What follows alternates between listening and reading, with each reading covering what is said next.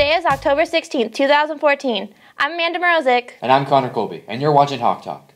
Hey Connor, do you want to build a snowman? No, but Frozen director and El Dorado alumni Chris Buck would. This year, Placentia, California held its 50th Heritage Parade and Festival, a day to celebrate the city's great history. While there, we got to catch up with 1976 El Dorado graduate and director of Frozen, Chris Buck. Very proud of the community that we grew up in, but also proud of the school, El Dorado. And, you know, I loved going to all the sporting events and everything. I grew up in a very safe environment, and I was able to be creative in high school. And I think that helped me a lot. I had a lot of great teachers that supported me in what I wanted to do. My parents were very supportive. The community was always very supportive. And yeah, I think it was just a great community, and the school was fantastic. This year, Chris Buck had the honor of becoming our city's Grand Marshal. I wouldn't think of how would I get to be Grand Marshal, you know, let alone be it. So I wouldn't know what I would do that would actually, you know, deserve to be in there. I work with so many amazing people, so to think of myself as like a hero, I'm just, you know, I just work really hard at what I do and try to get better. Last spring, he visited El Dorado's Digital Media Arts Academy to talk about his success.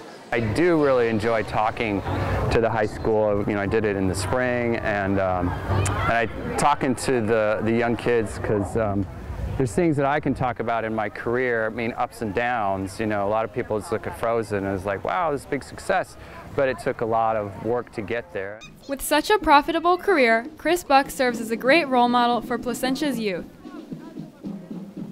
That was awesome. He's definitely a hometown hero. Speaking of home, we got the chance to interview retired baseball player Bobby Grich and talk to him about his home field advantage experiences. Take a look. Over many years, sports teams seem to be affected by the location of their games. Statistics show that 52% of sports teams win their home field games.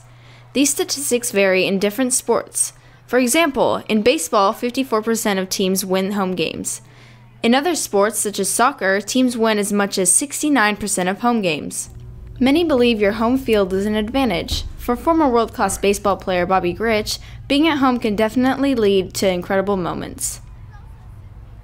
My greatest moment in baseball in my career was a Sunday afternoon right here at the Big A, and it was about July 16th or so, 1979. And so Sunday day game, we're facing their best pitcher, Ron Guidry, who had won the Cy Young Award the year before, and he was at the top of his game, so he was going to be tough. And I had a particularly good game, and the way that it happened is my last at bat in the bottom of the ninth inning. There was 2 outs, and the guy in front of me walked, and we were losing 4-3, and the count went to 2-2. And Guidry had this nasty slider that just was zip, that I couldn't have hit if he had yelled, "Hey Grich, here comes a slider." It wouldn't have mattered, I couldn't hit it anyway. So I said, I'm looking for a fastball. And had to look low and away, because that's kind of where my power was. And I got lucky. He threw me a fastball low and away, and I drove it to right field over Reggie Jackson's head. He went back, it cleared the fence, and so that was a 5th run. We knocked in the 4th, and mine come around home was the 5th run, and the fans, it was a sellout. 36,000 people at the time, all standing up, going crazy, and we won the game 5-4. So I go down in the tunnel through the dugout, back to the locker room. The press come down, and I'm there basically just in my underwear, and I'm answering some questions, and our bat boy comes up and he goes, "Hey Grich." I go, "What?" He goes, "Nobody's left. They're yelling, 'Bobby, Bobby, you got to go back out.'" And I said, "Should I go back out like this?" He says, "No, I don't think so. You better put your uniform on."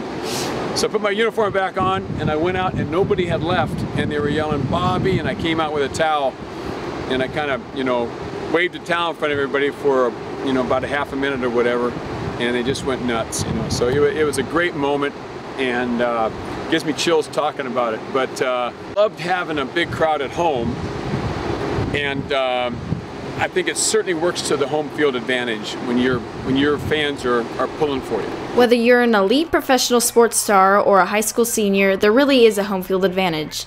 Let's remember that tomorrow night when we head to Bradford Stadium to root on our home team in our homecoming game against Esperanza. Go Hawks!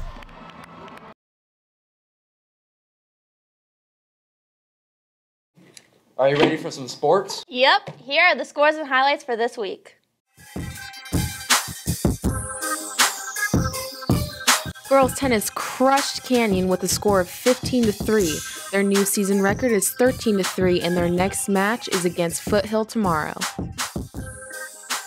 Boys water polo lost to Dragugo Hills 15-2. For their next game against El Medina on October 20th, make sure to bring an umbrella to show Hawk pride. Football lost to Foothill 17-9. Their season record is down to 0-6, and their next game is Friday against Esperanza. Girls volleyball lost to Canyon 0-3 with a league record of 2-0. Their next match is tomorrow against Villa Park. Girls golf won against Esperanza, and their last match was yesterday against El Medina. Their next match will be featured in next week's sports. Hey Connor, what do you think that is cueing? I think it's extra announcements.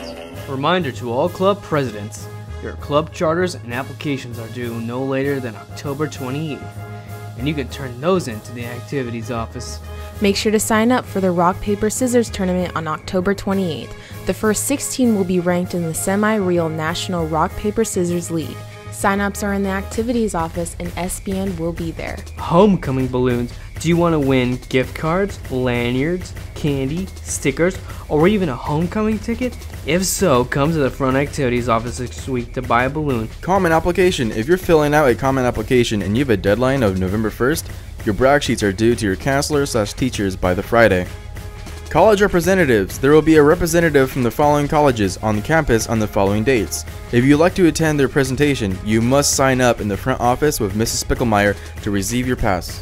Watch out for this week's homecoming activities. Also, don't forget that guest passes are due today. Homecoming is October 18th from 8 to 11. Ticket prices until October 17th are $40 with ASB and $45 without. Well, that's the end of another episode of Hawk Talk. I'm Connor Colby. And I'm Amanda Morozic. Have a great day.